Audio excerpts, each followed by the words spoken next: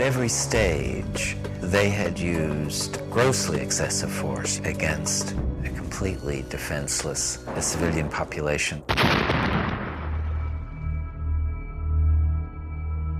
The victims have been overwhelmingly Palestinian civilians, overwhelmingly, not armed groups or armed individuals.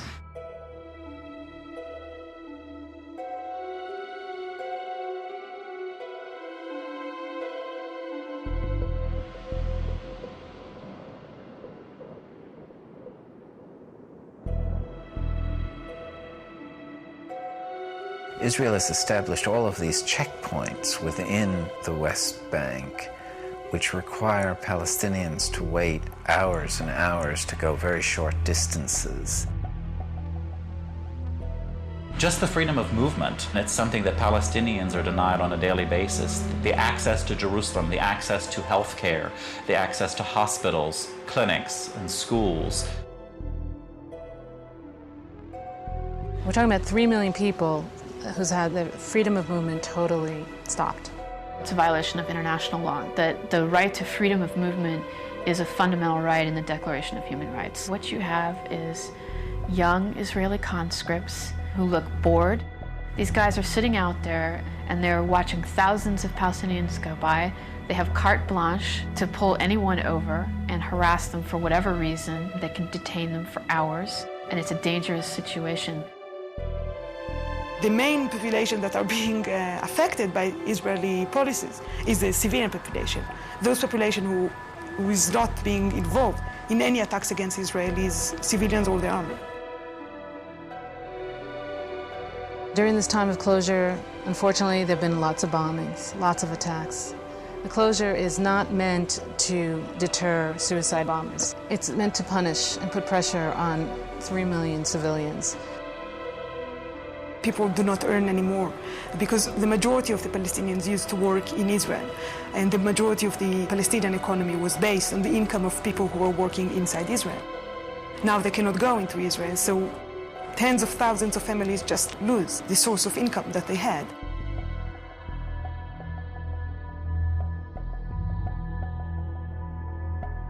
The education system is also affected by that. The student cannot go to the university.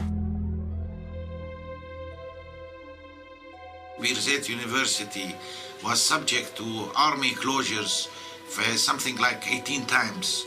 The longest closure was during the first Intifada. For 5 years, we could not set foot on campus. During this period, we organized what the Israeli army called cells of illegal education.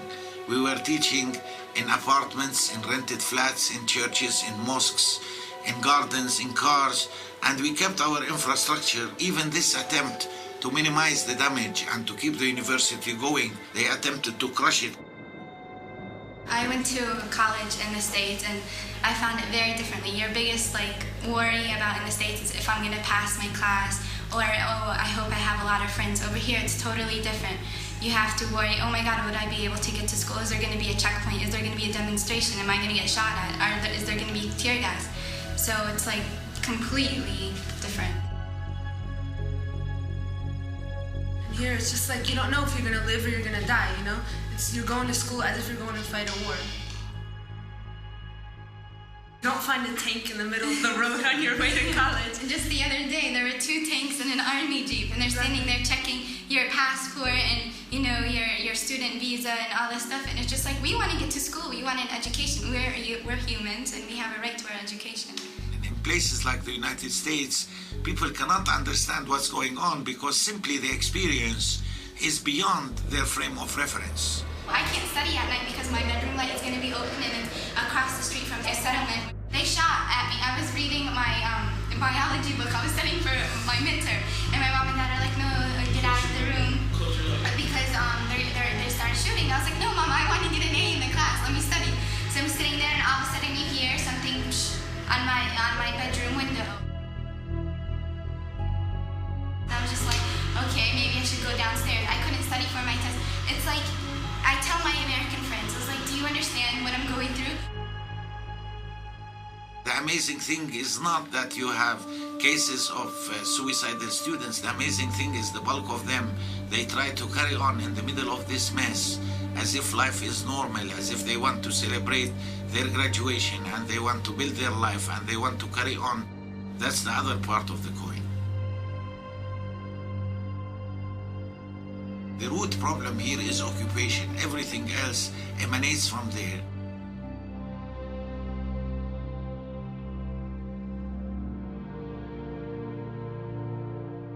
The most severe problem is people who need medical care. We've documented numerous cases where people have died. In fact, I believe that one of the last cases we documented was a woman who was in labor, who was not allowed to get to the hospital, and she and the baby both died. If people like that, if people who are really sick and really need to go to hospitals cannot do that, so I think you can imagine what happened to regular people that just want to go to work, just want to go to do some shopping, or even just visit friends. It's like living in a prison, a gigantic prison. Haaretz, the intellectual newspaper in Israel, ran a whole, like a 4-page magazine article on the refugee issue. It had a picture of Tel Aviv University now and what was there before Tel Aviv University, a Palestinian village. And those refugees are in Gaza. غزة والله يا عمي غزة الثانية شافت الويل ويل عاد نكذب والله غزة احنا معانينا بس مش قد غزة مستحيل أكتر غزة أكتر. I think that Gaza is a main problem. There are lots of violations that you will not see in the West Bank, you will see in Gaza. We find it hard to monitor the human rights situation in Gaza because the Israeli army do not let us in.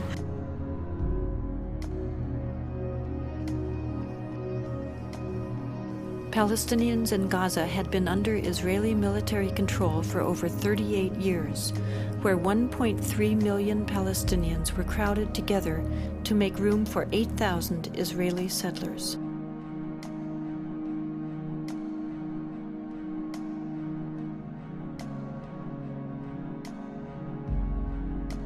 In August of 2005, Israel dismantled its settlements and military posts inside Gaza and relocated its settlers. The media, along with Israeli politicians, portrayed this as an unprecedented sacrifice. In reality, it was simply a matter of Israel finally complying with international law.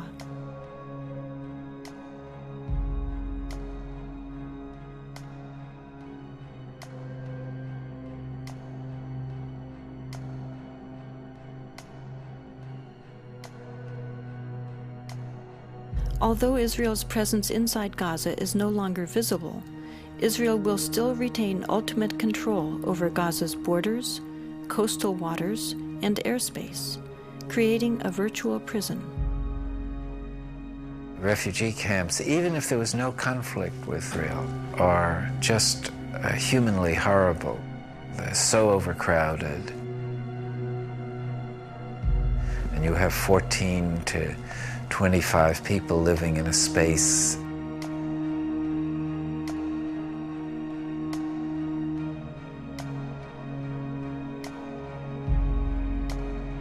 There's no place for children to be there. No streets, there are little alleys, no trees, nothing.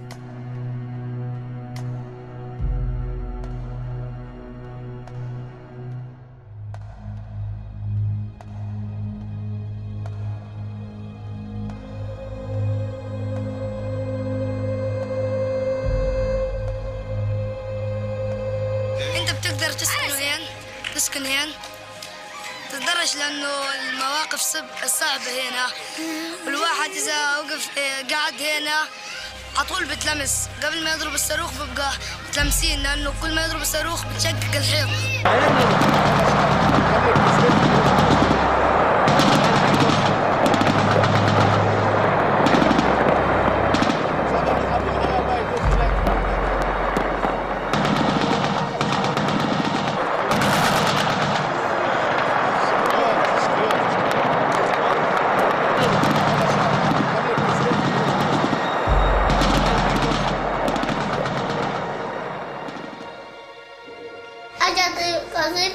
من فوق دخلت على الشباك بعدين كسرت كل الشبابيك والدار انحرقت.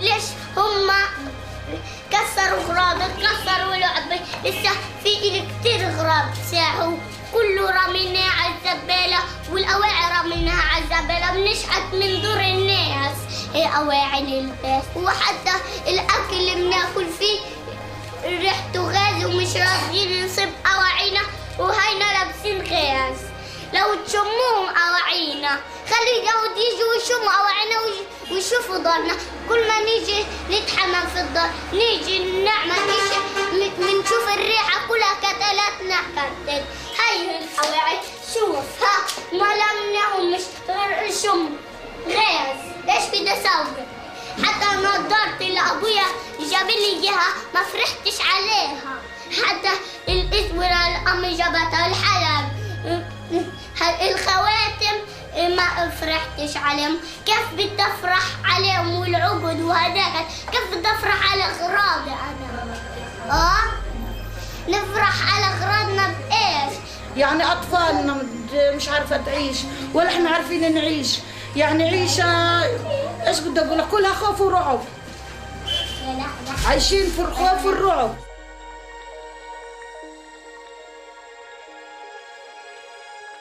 أنا بروح المدرسة كل يوم بسمع الطخ أنا بخاف من الطخ حتى بصير راجف لما أشوفه This is what has been fired on this neighborhood. This is a civilian neighborhood. There are no soldiers here. There are no military installations here. This is strictly harassment to get these people to move away from the border so that the Israeli tanks can move at will. They want these people cleansed from this area. It's that simple. And it's a way to get people to be humiliated and destitute again. In Gaza, you can see also the extent of house demolitions, much more extensive than in the West Bank. Whole neighborhoods have been demolished. Hundreds of people do not have any houses anymore because they are next to settlements or next to the border, which is, of course, a clear violation of humanitarian law. People have no chance to get their personal items out. They have no chance to call for help. And this is far away from most media outlets. You are amongst the very few journalists who have even seen this. European or American journalists who have even been here because people are afraid to come or it's too hard to come. And one of the things we were told in Gaza by very respected Palestinian psychologist who had just completed a study of 1,000 Palestinian children was that they had discovered that many of these Palestinian children no longer had a will to live, that they were so dehumanized and so affected by seeing their fathers particularly beaten by Israeli defense forces, that the psychological condition is one of the dimensions of the conflict that is not widely understood. Palestinians called for an international observer force that would stop the violence, but this action was blocked by Israel. Finally, a group of Palestinian and Israeli human rights activists together created the International Solidarity Movement, which has brought people from around the world of all ages and backgrounds to provide a nonviolent international presence to try to fill this need.